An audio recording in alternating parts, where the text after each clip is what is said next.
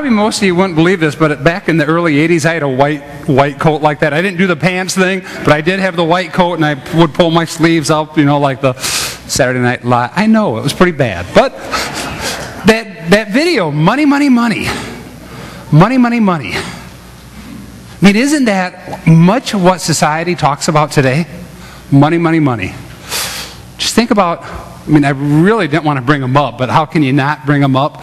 Charlie Sheen, this week, with all of his ranting and what his whole meltdown that's going on. And he was making, what was it, $1.8 million an episode? $1.8 million for a 20-minute TV show. And he wanted more, $3 million a show. Money, money, money. You know, you think about it with the news, what goes on. We have Gaddafi right now over in Libya. Been in charge for 30, 35 years. Billions of dollars that he has by himself, and he wants more. He doesn't want to share with the people. Now, we just had the big revolts in Egypt, what went on. And it's been found out that the president of Egypt just had so much money that he had saved up, not wanting to use with the people. Money, money, money. You know, there's so much within our lives that calls when we look at the news, the headline news, and we can see it there. And yet the question is, can we see the own power of coveting within our own lives? It's easy to see in Charlie Sheen, right? But how about within ourselves? How about for that 3-year-old little kid, that precious little kid? We got our grandkids for the weekend right now. And you know, when Maverick, the 3-year-old, sort of goes over and grabs the toy out of Everett's hand, and Everett's only a year-old, takes the toy because Everett just picked it up. Well, Maverick didn't want it before Everett picked it up. But all of a sudden, his little brother has it, and inside him, Maverick, the 3-year-old, is like, I want that toy. We look at that and say, oh, isn't that cute? No, it's not. The reality is, it's a coveting inside that little 3-year-old kid. I want that. Think about clothes. You know, the media tells us that we need to dress a certain way. I mean, young ladies, last week I talked about the young lady that I know that had gone through her anorexic stage and then bulimia stage. Part of the struggle with young ladies today is seeing on the media all how they should look. How they think they should look. It's coveting that idea. How about for we men? Sometimes, I mean, I go work out. I work out at Valley 3-4 times a week, and I can be working out. I can look over and see somebody else my age, and man, they are buff. I had lunch this past week with another pastor in the Kalamazoo area who I look at him, and he is so buff. And it's like, oh, I wish I was buff like that and could stand up front and have that sort of Southern California tan, buffness looking. You know, it's easy for us to look at other people and say, look at their coveting. But how about ourselves? You know, you think about within your own life. What is in your own life that you look at your neighbor and you say, I want that? Well, most of you probably are getting the idea that what we're looking at today is the last 10 commandments. If you're visiting with us today, we've spent the last 2.5 months looking at the 10 commandments. Old words written 3,500 years ago, but still relevant today. So we're going to do just a little snapshot picture. If you can put it, there we go. If you'd read along with me the white, and I'll just sort of highlight the yellows. Read with me. And God spoke all these words. I am the Lord your God who brought you out of Egypt, out of the land of slavery. You shall have no other gods before me. You shall not make for yourself an idol in the form of anything, or in the earth beneath, or in the waters below.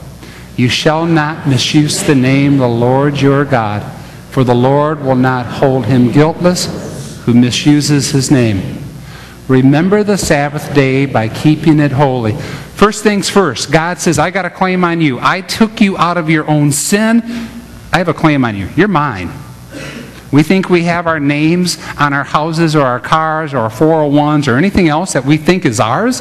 The reality is God says, no, I have my name on you. Old Testament prophet says, God says that I have engraved you in the palm of my hand. God says, you are mine, I am yours. The second one, we need to learn to let God be God. We are already created in God's image. We don't need any other idols. We are in the image of God, of love, joy, grace, peace, mercy, redemption.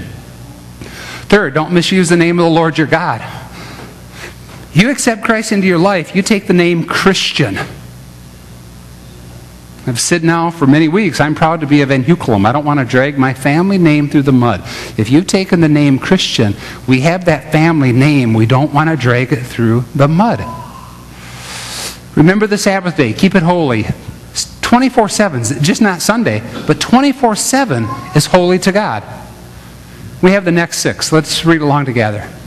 Honor your father and your mother, so that you may live long in the land the Lord your God is giving you. You shall not murder. You shall not commit adultery. You shall not steal. You shall not give false testimony against your neighbor. You shall not covet your neighbor's house. You shall not covet your neighbor's wife, or his manservant, or his maidservant, or his ox, or donkey, or anything that belongs to your neighbor. It was a whole lot easier the last 9 weeks, wasn't it, by just saying, you shall not covet your neighbor's anything? That's what we were saying all the last 9 weeks. Well, today we're going to look at the whole idea of coveting. And what is coveting? Well, if we look in the Old Testament, the fact that the Hebrew word for covet is this word, chamad. And it has a variety of different meanings behind it. It's sort of interesting. There's the negative aspect of coveting. It's a desire. Covet. It's to lust. It's to pant after. Think about a dog. Larry, one of your hunting dogs. Larry Waltice goes hunting a lot. You take one of your hunting dogs and you go out to South Dakota, and you take that hunting dog out and you spend 2 or 3 hours out in the field with that hunting dog. And when you're done hunting, that dog is thirsty. And that dog is panting or longing after water. And don't get in the way between the dog and the water. I know that my old black lab I used to have, that 2 years ago we had to put down after 14 years of having her. Pretty much don't get in the way of that dog, Kirby, my lab, and her food. You get in the way between the dog and the food, you're in trouble. That's the Hebrew idea of coveting. The dog panting. I want that, I want that, I want that, I want that, I want that. You get the idea, right? Just panting and wanting it, and don't get in the way because I'm going to get that water or that food. Do not covet your neighbor's husband or wife, house, maidservants, employments, business, anything. The idea here is that covet is when we pant and we have such a strong desire for something which is not ours. It's interesting that the word covet also, the fuel for coveting is discontentment. Because you see, if you notice in the first slide, this whole talk is called the power of contentment. If you are discontented in life, you then desire something else. The fuel of coveting is a discontentment. Feeling like something else will satisfy me.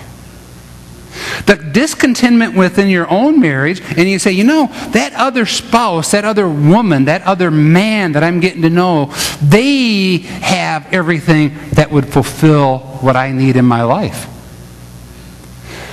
The fuel of discontentment leads into the idea of coveting. There's also the nature of coveting. The nature of coveting is that coveting is never satisfied.